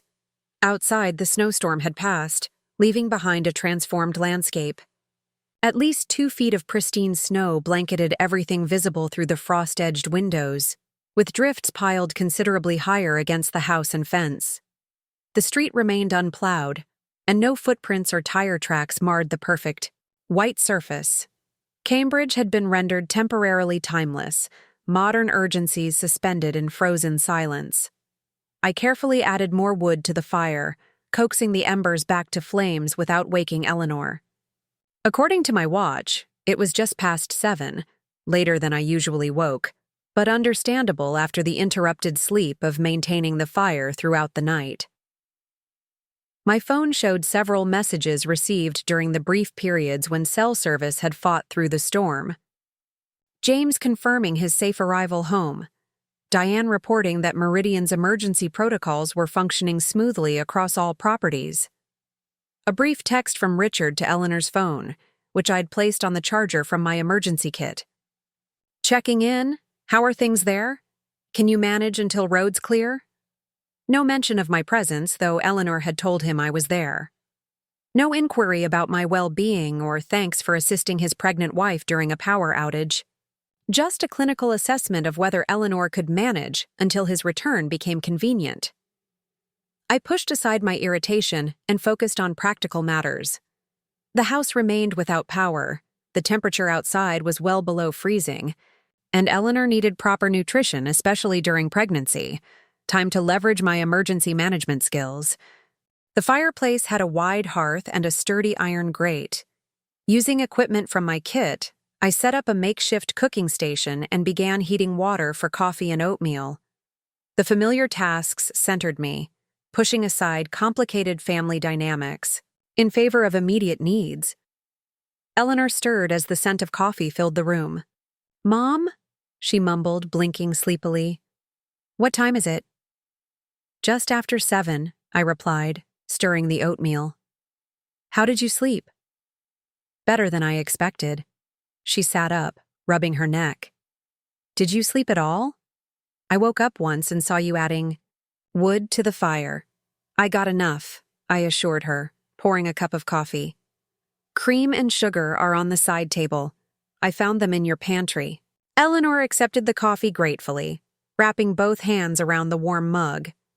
You've created quite the campsite here, she observed, looking at my organized cooking setup. I'm impressed. Girl Scout skills never fade, I joked, though in truth, my emergency adaptability came more from crisis management in business than from childhood scouting. Eleanor laughed, then grew serious. Thank you for coming yesterday. I was managing, but it was getting cold and I was starting to worry. That's what mothers do, I said simply, serving her a bowl of oatmeal topped with dried berries from my supplies. We worry. We show up. We ate in comfortable silence, watching the fire and the occasional bird brave enough to visit the snow-laden branches outside the window. It felt strangely like a vacation, this peaceful interlude apart from our usual routines and tensions. After breakfast, Eleanor checked her phone, now partially charged. Power company estimates restoration by noon, she reported. And Richard texted, he's having breakfast with Thomas Hayes, then he'll try to get home once the main roads are plowed. I nodded, keeping my expression neutral. The plows are probably prioritizing emergency routes first. It might be a while before they reach residential streets. He knows, Eleanor replied, typing a response. He's going to call before leaving the hotel. She set the phone down and glanced around the room. We should probably clean up this camp before he gets back. Richard likes everything very organized. The comment seemed innocuous, but something in her tone caught my attention. Of course, I agreed, noting how quickly she shifted from our comfortable morning to preparing for Richard's preferences. We have a few hours, though. Let's check the rest of the house first. Make sure nothing froze overnight. Together, we toured the house again, checking pipes and windows. The temperature had dropped further overnight, and our breath fogged in the upstairs rooms where the heat from the fireplace hadn't reached. In the master bathroom, a pipe along the exterior wall felt dangerously cold. This could be a problem, I warned, touching the pipe. Do you have a space heater we could use once power returns? Eleanor nodded. In the hall closet. Richard's very careful about potential freezing. He installed pipe insulation throughout the house last winter. Smart, I acknowledged, genuinely impressed with this bit of foresight. For now, let's keep the faucet dripping. The moving water will help prevent freezing. As we worked, Eleanor seemed preoccupied, checking her phone frequently despite the spotty service. When we returned downstairs, she hesitated at the entrance to the living room, surveying our fireplace camp with what looked like conflicted feelings. Everything okay? I asked, sensing her uncertainty. Yes, it's just... She paused, choosing her words carefully. Richard will be stressed about the storm damage, the power outage, and missing work. When he's stressed, he likes everything very controlled, very precise. And our survival camp doesn't fit that aesthetic, I finished for her, understanding. Dawning. We can start clearing it now if that would make things easier. No, that's not... Eleanor stopped, seeming frustrated with herself. I don't want you to think I'm managing you, or that Richard is unreasonable. I don't think either of those things, I assured her, though the latter wasn't entirely true. Richard's need for control, especially during a crisis that should prioritize practical comfort over appearances, struck me as misplaced at best. Eleanor sank onto the sofa, suddenly looking tired. Sometimes I feel caught between different expectations, like I need to translate between worlds that don't quite speak the same language. The observation was surprisingly insightful and painfully accurate. Between Richard's world and mine? I asked softly. She nodded. You're both so definite. Strong personalities with clear views about how things should be. A small, rueful smile played across her lips. I'm the diplomat in the middle, trying to keep everyone happy. The realization that Eleanor felt this burden, that she was constantly negotiating between her husband and her mother, hit me with unexpected force. Had I contributed to this stress? Had my careful restraint around Richard somehow added to her feelings of being torn between loyalties? Eleanor, I began carefully, you don't need to manage my feelings about Richard, or his feelings about me. But I do, she countered quietly, because neither of you will directly address whatever this tension is between you, so I become the buffer. She rested her hand protectively over her stomach. And soon this little one will be part of it too. The thought of my grandchild being born into this unspoken discord was sobering. I've tried to respect Richard's boundaries, I said after a moment, to not interfere or impose. I know, Eleanor acknowledged. And Richard has tried to, well, to assert his role as head of our household, I suppose. She looked up at me, her expression both loving and sad. But neither of you has actually talked to each other, really talked, Mom, about expectations or feelings or fears. She was right, of course. For years, Richard and I had maintained a careful distance, communicating through Eleanor, never confronting the underlying issues directly. I'd told myself it was respect for their marriage. Perhaps Richard believed he was protecting their independence. But the result was this strange Cold War, with Eleanor caught in the crossfire. Would it help if we did? I asked, though the prospect of such a conversation with Richard seemed daunting. If Richard and I spoke openly about whatever this is? Eleanor considered this, then slowly shook her head. Not now, not with the baby coming, the holidays, his potential promotion. She sighed. There's never a perfect time, is there? No, I agreed softly. There isn't. We sat in silence for a moment, the fire crackling in the hearth, each absorbed in our own thoughts. Finally, Eleanor squared her shoulders in a gesture so reminiscent of myself that it momentarily startled me. For now, let's just focus on getting through the power outage and the holidays, she said decisively. One crisis at a time. I nodded, accepting her decision while making a private resolution to find a way forward that wouldn't place Eleanor permanently in the middle. She was right.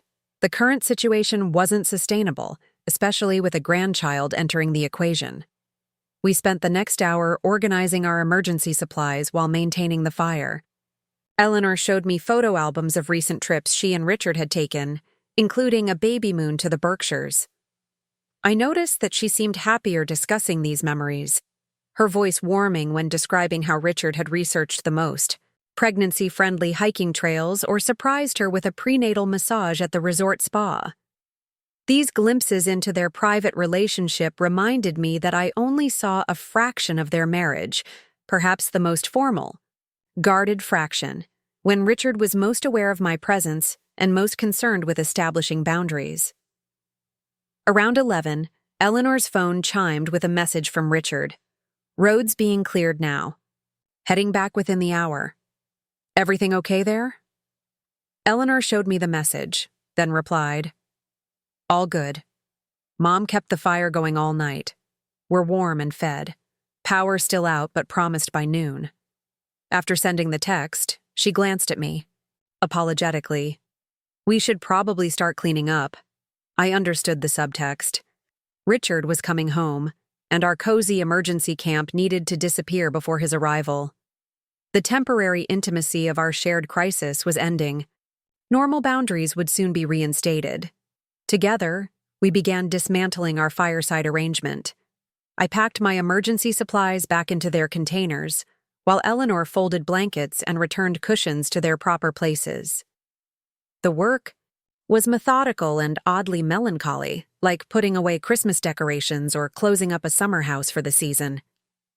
As we worked, I noticed Eleanor moving more slowly, occasionally pressing her hand to her lower back.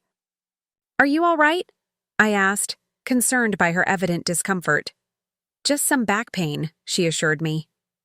Dr. Wilson says it's normal at this stage. The baby's getting bigger, changing my center of gravity, I nodded, remembering similar discomfort during my own pregnancy. Sit for a while, I suggested. I can finish this. Eleanor hesitated, then acquiesced, sinking onto the couch with a small sigh of relief. I forget sometimes that I need to pace myself. Pregnancy is a marathon, not a sprint, I said, continuing to restore order to the living room. You need to rest when your body tells you to. She watched me work, her expression thoughtful. You know, this is nice. What is? I asked, arranging the fireplace tools precisely as I'd found them. Having you here, helping. She smiled softly. It makes me think about after the baby comes. Having your experience and support will be invaluable. The comment warmed me, partly because it acknowledged a future role for me in their lives, and partly because it suggested Eleanor was already envisioning my involvement with my grandchild. I'll be here whenever you need me, I promised. Day or night, practical help or just moral support. I know, Eleanor replied with certainty. You always have been. The simple truth of her statement hung in the air between us, an acknowledgement of our bond that transcended the current complications with Richard. Before I could respond, headlights swept across the front windows as a vehicle pulled into the driveway. Richard's back, Eleanor said, straightening reflexively and glancing around to ensure everything was in order. I completed my final adjustments to the room, erasing the last visible signs of our makeshift camp just as the front door opened. Cold air swept in with Richard as he entered, bringing the scent of snow and outdoors. He was impeccably dressed despite the weather crisis, wearing a wool overcoat I recognized from a high-end Boston tailor and carrying his leather briefcase. Eleanor? He called, stamping snow from his boots in the entryway. Power still out? Yes, but they're saying noon for restoration, Eleanor replied, rising to greet him. How was the drive? Main roads are plowed, but barely. Side streets are still a disaster. He rounded the corner into the living room, stopping abruptly when he saw me. Catherine, I see you're still here. His tone wasn't overtly hostile, but neither was it welcoming. Just a flat acknowledgement of my presence, as if confirming an unexpected but tolerable inconvenience.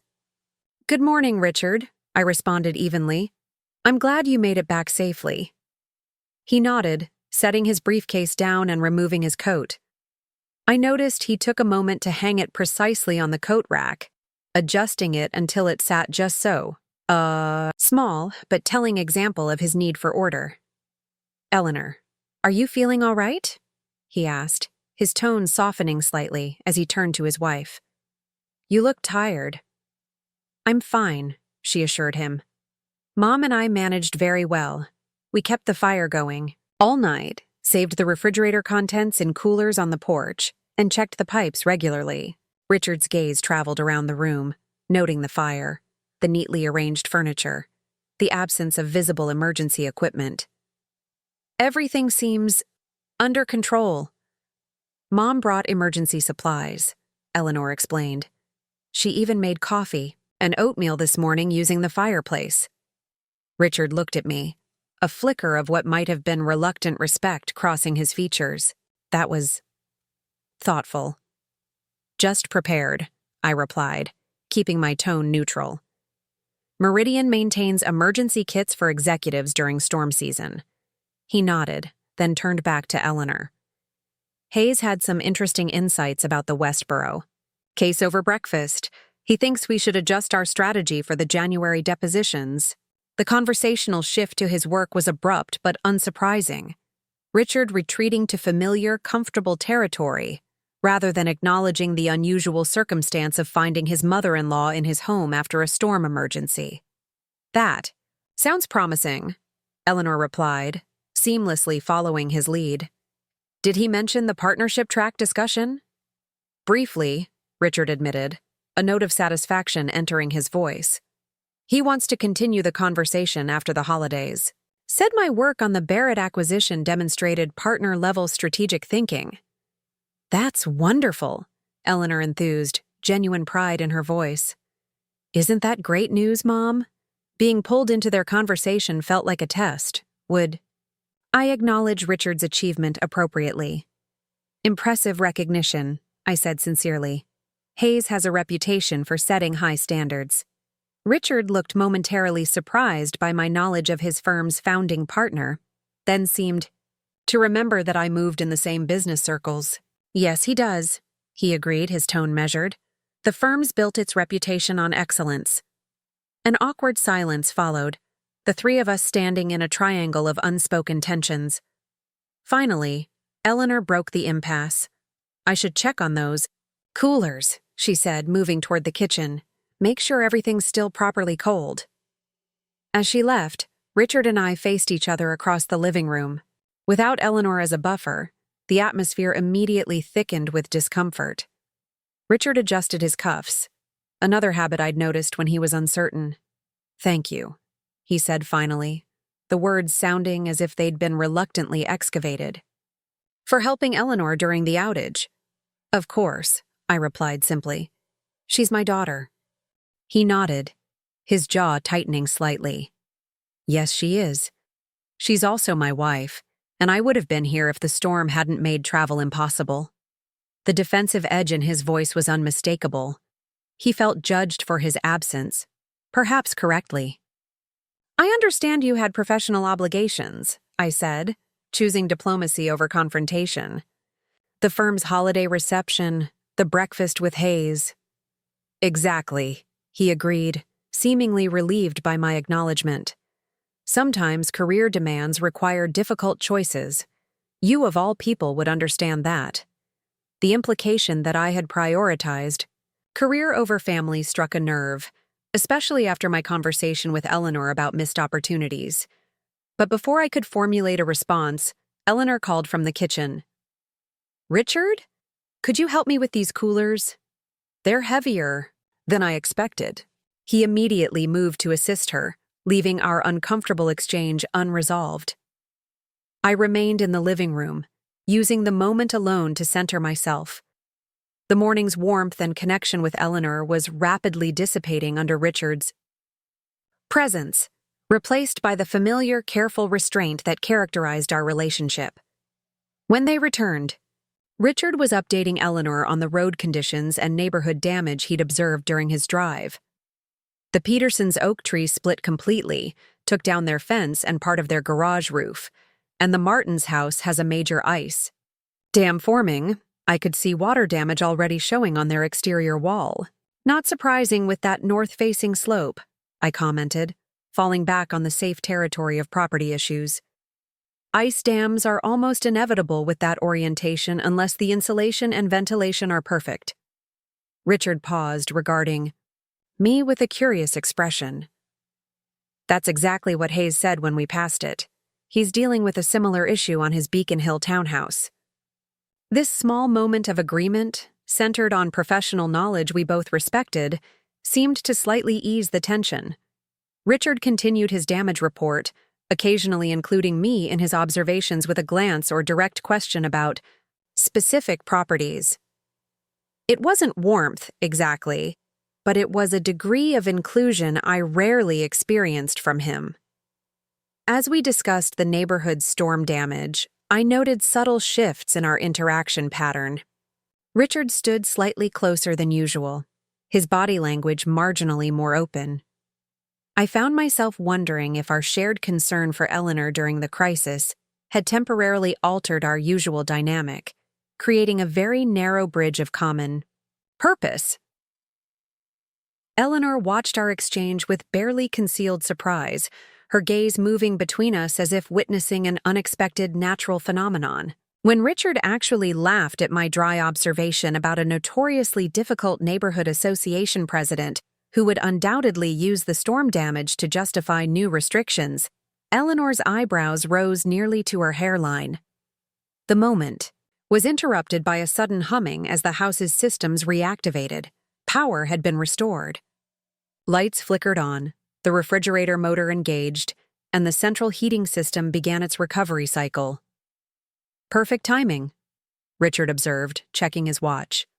Just before noon, as promised. I'll check the systems and make sure everything's Restarting properly.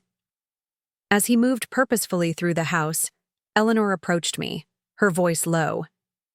That was different. You and Richard actually had a civil conversation.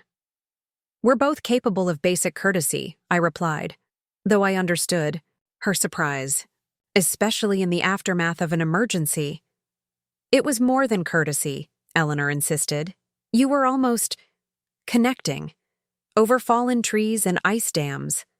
But still, I smiled at her enthusiasm but kept my expectations measured. One relatively pleasant exchange didn't erase years of careful distance. Common ground can appear in unexpected places.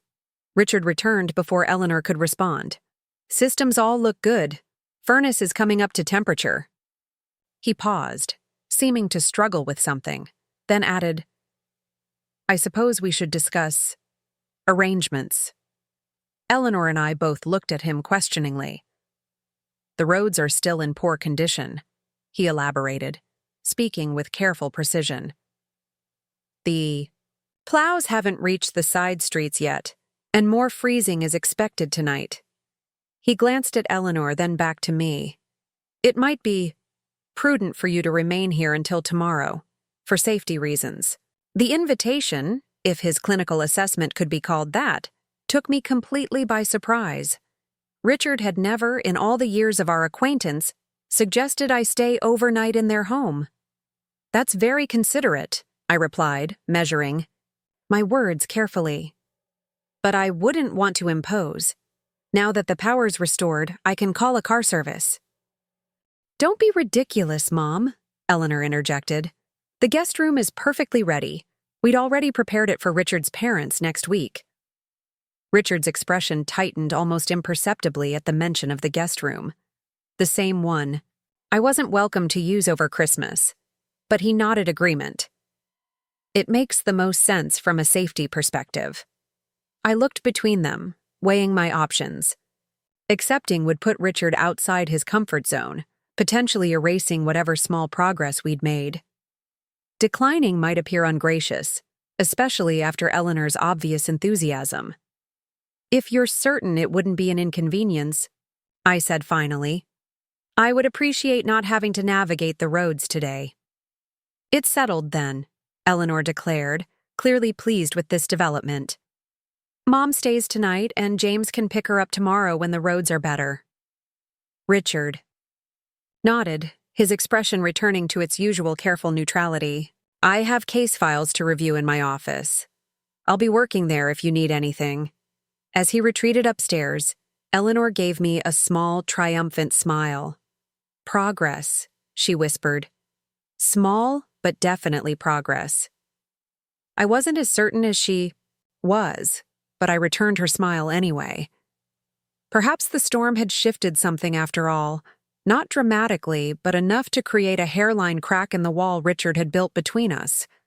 For Eleanor's sake, for my future grandchild's sake, I hoped that crack might eventually widen into an actual opening, a door, perhaps, or at least a window through which we might finally see each other clearly.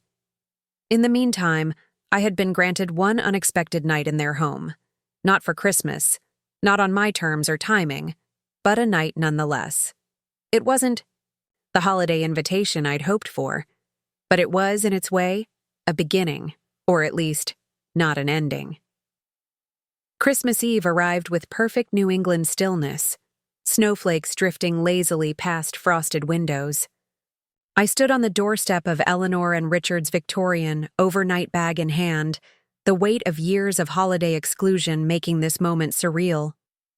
When Richard opened the door, his expression wasn't warm exactly, but neither was it the cool distance I'd grown accustomed to. Catherine. Merry Christmas, he said, stepping aside to let me enter. Eleanor appeared from the kitchen, flour dusting her apron, her pregnancy now prominently visible. Mom, perfect timing. Dad's ginger snap recipe is giving me trouble. The simple domestic. Crisis. Cookies needing rescue. Immediately bridged past and present. As we worked together in the kitchen, I caught Richard watching us, something contemplative in his gaze. Later, When Eleanor stepped away to change, he approached where I stood arranging cookie dough on baking sheets. "Hayes mentioned your suggestions on the zoning precedent were extremely helpful," he said, offering the professional connection that felt safest to him. "I'm glad to hear it," I replied, recognizing the olive branch for what it was. The evening unfolded with surprising ease. We shared a simple dinner before moving to the living room where Eleanor distributed mugs of eggnog. "Richard built a fire, using your technique from the power outage," he noted, with what almost seemed like respect. "A toast," Eleanor proposed, raising her alcohol-free version, "to family, past, present, and future." Richard's eyes met mine briefly as we echoed her words. Christmas morning brought the gift exchange I'd missed in previous years. Richard's selection, for me, a first edition book on architectural preservation, demonstrated thoughtful consideration I hadn't expected. My gifts were received with similar appreciation, Eleanor tearing up at the vintage locket, Richard visibly pleased by the rare legal text. When Richard's parents arrived, Edward and Margaret, both cordial if somewhat reserved, another layer of understanding emerged. "Richard observes more than he discusses," Margaret confided during a quiet moment. Coming from a family of academics with unstable incomes, he developed an early appreciation for financial security. The insight illuminated much about my son-in-law, his focus on career advancement, his caution around my financial involvement, his need to establish clear boundaries. Christmas dinner itself was revelatory, not for the food, but for the atmosphere. Eleanor glowed with happiness at having both families together. I found myself sharing stories of Eleanor's childhood that brought laughter to the table, while Edward countered with tales of Richard's academic determination. "This is what I wanted," Eleanor whispered to me as the others discussed a recent court decision. Both sides of our family together, not separated into careful shifts and designated days. After Richard's parents departed, promising to return the following day, the three of us settled in the living room. Eleanor soon excused herself, pregnancy fatigue overtaking her despite the early hour. As Richard and I found ourselves alone, traditionally, a circumstance we both would have avoided, neither immediately retreated. "Eleanor was right," he said after a moment, his voice measured but sincere. "About Christmas. About changing the arrangements." I waited, sensing there was more. "I've been protective of our independence," he continued carefully. "Perhaps excessively so." He glanced toward the stairs where Eleanor had disappeared. "Boundaries shouldn't become barriers, especially not when there's a child coming who deserves to know their grandmother. Not just as a financial resource or occasional dinner guest, but as family." The admission represented a seismic shift in his perspective, or perhaps in his willingness to acknowledge what he already knew to be true. "Thank you," I said simply, understanding the effort this concession required. "That means a great deal to me." "It means a great deal to Eleanor," he replied, though his expression suggested it might matter to him as well, in ways he wasn't yet ready to articulate. Later that night, as I prepared for bed in the guest room that had once been forbidden territory at Christmas, my phone chimed with a message from Eleanor. "Merry Christmas, Mom. Thank you for being here. Not just today, but always. Whenever we've needed you, I replied with equal simplicity. "Merry Christmas, sweetheart. Thank you for making space for all of us to be family together." As I set the phone aside, I noticed a small package on the nightstand that hadn't been there earlier, wrapped in silver paper with a handwritten card. "Catherine, for future visits. Richard." Inside was a house key on a silver keychain engraved with the baby's expected birth month. Not a temporary emergency key, but a permanent one, a tangible acknowledgement that my place in their lives was changing. I held the key in my palm, feeling its weight and significance. Not just access to a physical space, but an invitation to The moments and memories that would unfold within these walls, holidays, milestones, ordinary days transformed by shared experience. Outside, snow continued to fall, covering Cambridge in a fresh blanket of possibilities. Inside, in a room that had once symbolized my exclusion, I closed my fingers around the key that represented my inclusion. Not just for this Christmas, but for all the Christmases yet to come. Sometimes, I reflected, the most meaningful gifts aren't wrapped in elaborate paper or announced with fanfare. Sometimes they come in the form of a small silver key, a place at the table, and the simple acknowledgement that family, in all its complicated glory, is worth the work of building bridges across the chasms we create through fear and pride. The storm had broken the ice. Eleanor's courage had carved the path, and Richard, in his own careful way, had finally opened the door. Up next, you've got 2 more standout stories right on your screen. If this one hit the mark, you won't want to pass these up. Just click and check them out. And don't forget to like, subscribe, and turn on the notification bell so you don't miss any upload from us.